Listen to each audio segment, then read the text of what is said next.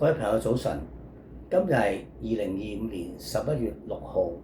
咁今日想同大家傾嘅話題咧就係呢個繁體字同埋呢個簡體字嘅矛盾。咁事緣就今朝我聽到收音機有一個議題，就有一間沙田嘅小學，咁咧佢哋好似今個星期考試定測驗啦，跟住上個星期咧嗰啲家長收到學校通知，就係容許一啲學生用簡體字作答。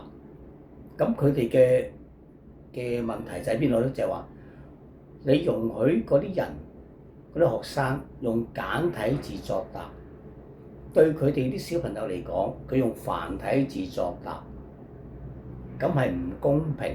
佢哋淨係咬住呢一點係唔公平喎。因為點解咧？因為繁體字筆畫多，咁寫嘅時候會耐咗；而簡體字筆畫少，作答嘅時候時間會少咗，咁導致到覆卷嘅時間少咗。即係話繁體字學生如果做完問題之後答完卷啦，佢覆題嘅時候就會時間短啦，咁覆查嘅時間就會有機會唔夠時間啦。而簡體字同學咧，佢覆卷嘅時候咧，佢多咗啲時間去用喎。咁但係喺我嚟講，我就覺得嗰啲家長係咪諗住有啲問題咧？佢哋話其實呢個有個通告嘅，頭先未講完個通告，個通告就係上個星期俾啲家長嘅，就話知識，即係話通知家長我哋呢次呢個今個星期一因為今日啊呢個考試定測驗咧，就係可以俾用簡體字作答，咁就通知家長，唔係俾家長揀可唔可以。咁家長就覺得，即係當然一班嘅家長，我諗唔係好多嘅啫。咁佢就會同學校講，就覺得唔公平喎，唔公道。頭先我講咗原因點解啦。咁但係我就想話，其實我哋喺呢個容唔容許簡體字嘅情況咧，我就覺得我哋唔應該咁樣去因為你個時間問題，你個仔女唔公平，答卷時間長咗，覆卷時間短咗，呢一度去講咯。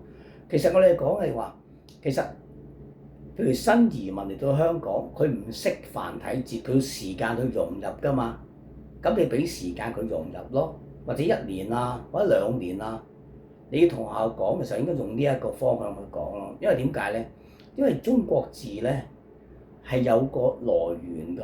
你睇啲字嘅組成咧係有個規格㗎。好似我當囚犯個囚字咁先講啊，用個口個人喺裏邊，即係韞住個人啊嘛，有個形喺度㗎嘛。咁你就諗到啦。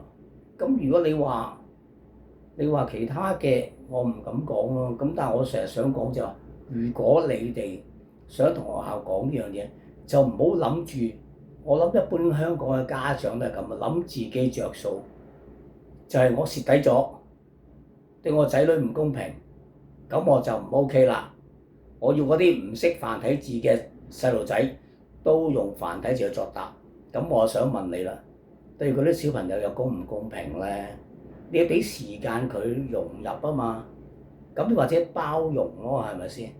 咁其實可以用時間啊嘛。咁當然我都話，咁你唔會話10年8年都係咁噶啦。咁但係佢又忘記一樣嘢喎。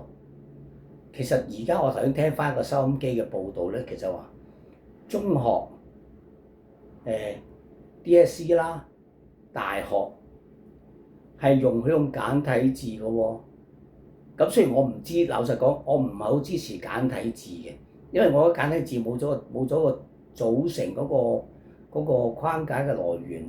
我教細路仔我都覺得有啲問題，唔識點教佢，所以我好贊成用繁體字嘅，或者正式一般有啲人講就叫正體字啊。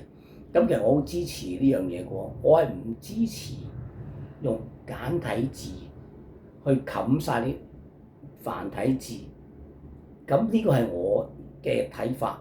咁我亦都覺得就係如果家長企住呢一邊學校講咧，咁好簡單啫。譬如今日開始考試測驗啦，咪容許佢用簡體字咯。咁都係俾時間佢嘅，可能1年啊2年嚟咗學校，或者嚟咗香港1年2年啦，佢應該要用翻香港嘅文字啊嘛，咪用繁體字或者我哋叫正體字咁咯。咁呢個係我嘅睇法，希望大家明白我嘅意思。好啦，今日分享係咁多啦，因為今次聽到我好猛陣，想打個電台咧，同啲家長對質㗎啦。不過冇辦法啦，個電台係唔俾烽煙嘅。好啦，唔該，拜拜。